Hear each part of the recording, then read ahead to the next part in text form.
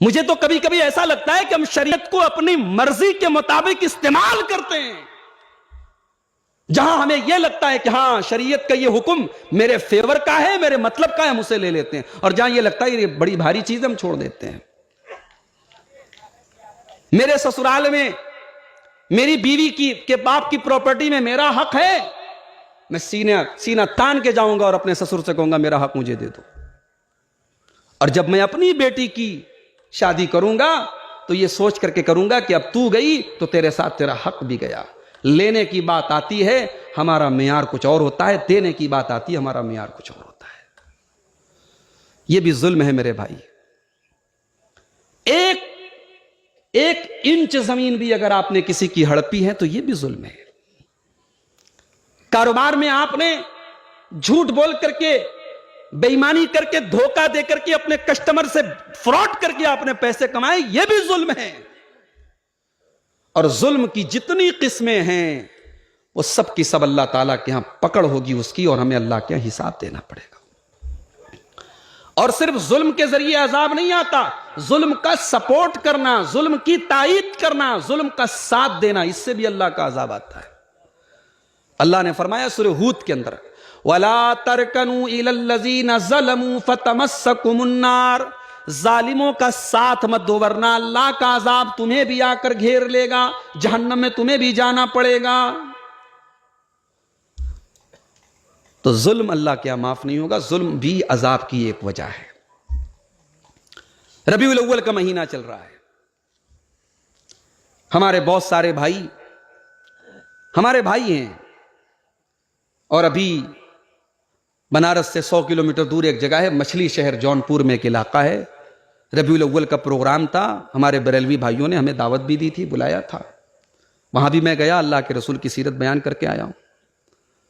بڑے فخر سے وہاں کے لوگ بتا رہے تھے شیخ صاحب، مولوی صاحب آپ کو کل آنا چاہیے تھا، دیکھتے کتنا بڑا جلوس ہم نے نکالا تھا. میں تو مسکرا کے رہ گیا، کیا کروں بھائی، ان کے علاقے میں کچھ بولوں گا تو مار پیٹ کے بھگا دیں گے. لیکن آپ سوچیں اتنا بڑا کروڑوں اربوں کا خرچ ہو رہا ہے رسول کی محبت کے نام پہ، اور کیا مجال ہے. آپ محبت رسول کا جو جذبہ ہے، ایک ٹائم کی نماز پڑھے نہ پڑھے، 12 ربیع الاول کا موقع آنے کے پہلے چھت کے اوپر الصلاۃ والسلام علیک یا رسول اللہ کا جھنڈا ضرور لگ جائے گا. جیسے 15 اگست آتا ہے تو ہمارے کچھ بھائیوں کی دیش بھکتی جاگ جاتی ہے، دیش کے لیے کچھ کرو چاہے مت کرو، 15 اگست والے دن بائک پر ترنگا ضرور لگا لو، بھائی یہ ثابت ہو جائے کہ ہم دیش بھکت ہیں. رسول سے محبت بھائی کون نہیں کرتا، رسول کی محبت ایمان ہے. مگر اس محبت میں ہم اتنا آگے نکل گئے کہ ہم نے رسول کی پیدائش کے دن وہ کام کیا کہ اگر اللہ کے رسول آج ہمارے سامنے باحیات ہوتے تو سزا دیتے ہمیں کہ تم میرے نام پر یہ کر رہے ہو.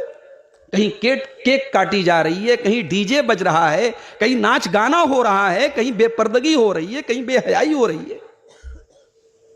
یہ وہ چیز ہے جسے شریعت میں غلو کہا گیا، کسی کی محبت میں حد سے آگے نکل جانا. عیسائیوں نے حضرت عیسیٰ علیہ السلام کی محبت میں غلو کیا، ان کو اللہ کا بیٹا کہنے لگے. نفرت میں نہیں محبت میں کہا. اللہ نے عیسائیوں کو خطاب کر کے قرآن میں کہا یا اہل الکتاب لا تغلو فی دینکم، اے اہل کتاب، اے یہودیو، اے عیسائیو، تم اللہ کے دین میں غلو مت کرو. غلو کا مطلب جانتے ہو؟ چلو غلو کا مطلب بتا دیتا ہوں. آج کی پوری تقریر میں یہ سب سے اہم بات ہے، اس کو لے کے چلے جاؤ. غلو کس کو کہتے ہیں؟ غلو کہتے ہیں کسی چیز کو اس کی حد سے بڑھا دینا. بھائی 5 نمبر کا جوتا اگر آپ کو آتا ہے اور آپ 9 نمبر کا جوتا پہن کے چلیں گے، جوتا بڑا شاندار ہے، ڈیزائن بہت اچھی ہے، چل نہیں پائیں گے آپ. اور چل بھی لیں کسی طریقے سے تو زمانہ آپ کو کہے گا بھائی بڑے بیوقوف آدمی ہو، بھائی تمہیں 5 نمبر کا جوتا آتا، تم 9 نمبر کا کیوں پہن کے چلے ہو؟ یہی غلو ہے. اللہ کے نبی حج کر رہے ہیں، 10 تاریخ کو شیطان کو کنکری ماری جانے والی ہے. عبداللہ ابن عباس سے کہتے ہیں عبداللہ ابن عباس جاؤ میرے لیے کنکری لے کے آؤ.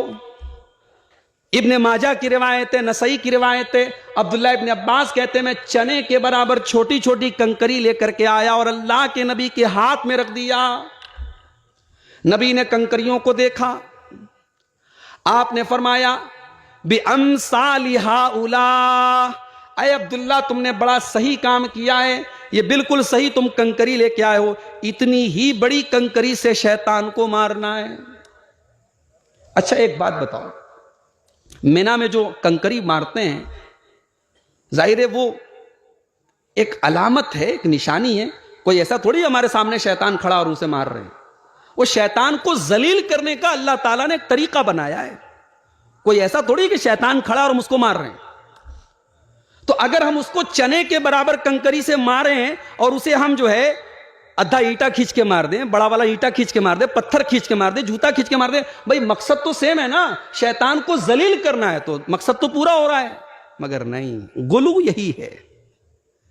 اللہ کے نبی کے جملے پر غور کرو, آپ نے فرمایا اے عبداللہ تم جتنی بڑی کنکری لے کر کے آؤ یہ بالکل صحیح تم لائے ہو, ایاکم والغلو فی الدین, اس سے بڑی کنکری مت لانا, یہ دین کے اندر غلو ہو جائے گا اور دین کے اندر غلو کرنے سے بچو. فَإِنَّمَا أَهْلَكَ مَنْ كَانَ قَبْلَكُمْ بِالْغُلُوِّ فِي الدِّينِ, تم سے پہلے کے لوگ اسی لیے ہلاک ہو گئے کہ وہ دین کے اندر غلو کرتے تھے.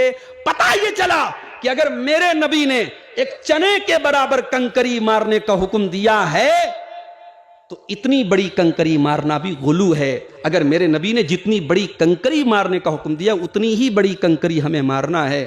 میرے بھائیوں, جس نبی نے ایک کنکری مارنے کو بھی اگر اس کی پراپر حد سے زیادہ, اگر اس کی سائز سے بڑی کنکری اگر ہم مارے, اگر اس کو نبی نے غلو قرار دیا ہے, آج ہمارے کتنے بھائی ہیں جو اللہ کے نبی کو اللہ کے درجے تک لے کے چلے گئے اور یہاں تک کہہ دیا کہ اللہ اور محمد میں کوئی فرق نہیں ہے, ہمیں جو لینا ہے ہم محمد سے لے لیں گے. اور جنہوں نے اپنے امام کا اور اپنے پیر کا اور اپنے بزرگوں کا اتنا درجہ اونچا کر دیا کہ اپنے پیر اور فقیر اور اپنے باباؤں اور اپنے بزرگوں کو یہ مقام دے دیا کہ وہ جس کو چاہیں گے قبر کے عذاب سے بچا لیں گے, ان کا دامن پکڑ کے جو چاہے گا جہنم سے بچ جائے گا. تو میرے بھائیوں کیا یہ غلو نہیں ہے؟ اللہ کا عذاب غلو سے بھی آتا ہے.